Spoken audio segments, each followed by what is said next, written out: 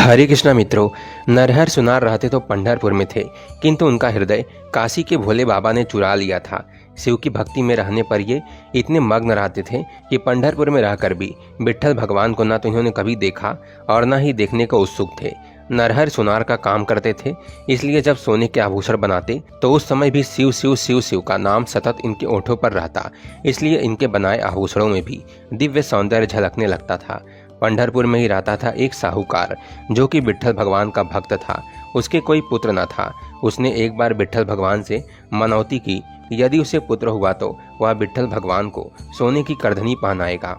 विट्ठल भगवान की कृपा से उसके पुत्र उत्पन्न हुआ। वह खुशी से फूला न समाया और भागा भागा नरहर सुनार के पास सोना लेकर पहुंचा और बोला, नरहर जी, विट्ठल भगवान ने प्रसन्न होकर मुझे पुत्र प्रदान किया है, अतः मनौती के अनुसार आज मैं विट्ठल भगवान को रत्न जड़ित सोने की करधनी पहनाना चाहता हूँ।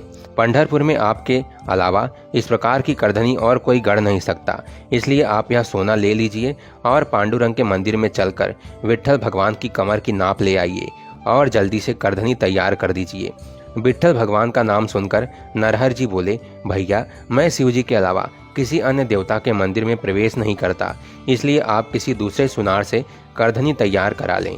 लेकिन साहूकार बोला, नरहर जी, आपके जैसे श्रेष्ठ सुनार तो पंढरपुर में और कोई है ही नहीं, इसलिए मैं करधनी तो आपसे ही बनवाऊंगा। यदि आप मंदिर नहीं जाना चाहते तो ठीक है, मैं स्वयं विट्ठल भगवान की कमर की नाप ला देता हूँ। नरहर जी ने मजबूरी में से स्वीकार कर लिया। साहूकार विट्ठल भगवान की कमर का नाप लेकर आ गया और नरहर जी ने नाप की रत्न जड़ित सोने की करधनी बना दी। साहूकार आनंद पूर्वक उस करधनी को लेकर अपने आराध्य देव विट्ठल भगवान को पहनाने मंदिर गया।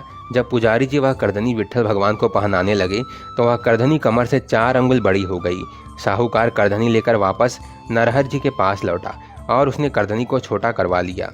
जब वह पुनः करधनी लेकर मंदिर पहुंचा तो पुजारी ने वह करधनी विट्ठल भगवान को पहनानी चाहिए, तो अब की बार वह 4 अंगुल छोटी निकली। नरहर जी ने करधनी फिर बड़ी की तो वह 4 अंगुल बढ़ गई, फिर छोटी की, वह 4 अंगुल कम हो गई। ऐसा 4 बार हुआ। पुजारी जी व अन्य श्रद्धालुओं ने साहूकार को सलाह दी कि नरहर जी स्वयं ही विट्ठल भगवान की कमर की नाप ले लें।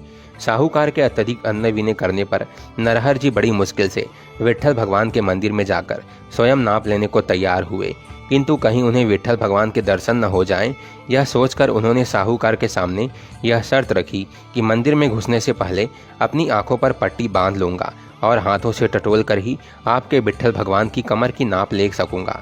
साहूकार ने नरहर जी की यह शर्त मान ली और अनेक शिवालयों से घिरे पांडुरंग मंदिर की ओर कदम बढ़ाने से पहले नरहर जी ने अपनी आंखों पर पट्टी बांध ली। साहूकार इन्हें मंदिर के अंदर ले गया और विट्ठल भगवान के सामने खड़ा कर दिया। जब नरहर जी ने नाप लेने के लिए अपने हाथ आगे बढ़ाए और मूर्ति को टटोलना शुरू किया तो उन्हें लगा कि वे 5 मुख 10 हाथ वाले सांपों के आभूषण पहने हुए, मस्तक पर जटा और उसमें से प्रवाहित हो रही गंगा वाले शंकर भगवान की मूर्ति का स्पर्श कर रहे हैं।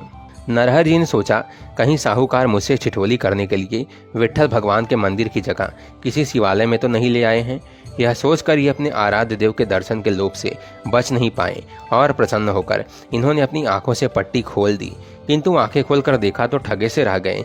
देखा सामने उनके आराध्य शिव भगवान नहीं विट्ठल ही खड़े हैं। झट इन्होंने फिर से अपनी आंखों पर पट्टी बांधी और पुनः नाप लेने लगे।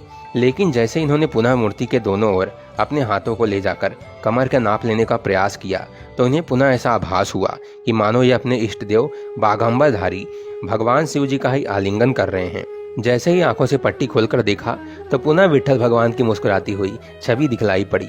हड़बड़ाते हुए इन्होंने तुरंत अपनी आंखों पर पट्टी बांध ली और फिर से मूर्ति की कमर का नाप लेने लगे। लेकिन आंखें बंद करने पर पुनः मूर्ति में शंकर भगवान का आभास हुआ। जब ऐसा 3 बार हुआ तो नरहर जी असमंजस में पड़ गए। इन्हें समझ में आ गया कि शिव और विट्ठल भगवान अलग अलग नहीं हैं। जो शंकर हैं वे ही विट्ठल हैं और जो विट्ठल हैं वे ही शंकर हैं। अब तो इन्होंने झट अपनी आंखों पर बंधी अज्ञान की पट्टी उतार कर फेंकी और क्षमा मांगते हुए विट्ठल भगवान के चरणों में गिर पड़े और सुबक सुबक कर रोते हुए कहने लगे, हे विश्व के जीवन दाता, मैं आपकी शरण में आया हूँ। मैं शिव जी में और आप में अंतर करता था, इसलिए मुझ नराधम ने आज तक आपके दर्शन तक ना किए। आज आपने मेरे मन का अज्ञान और अंधकार दूर कर दिया। कृपया अपने इस अपराधी को क्षमा कर दीजिए। नरहर जी की सरलता पर विट्ठल भगवान रीझ गए और उन्होंने प्रसन्न होकर नरहर जी के इष्ट देव शिव जी को सम्मान देते हुए अपने शीश पर शिवलिंग धारण कर लिया।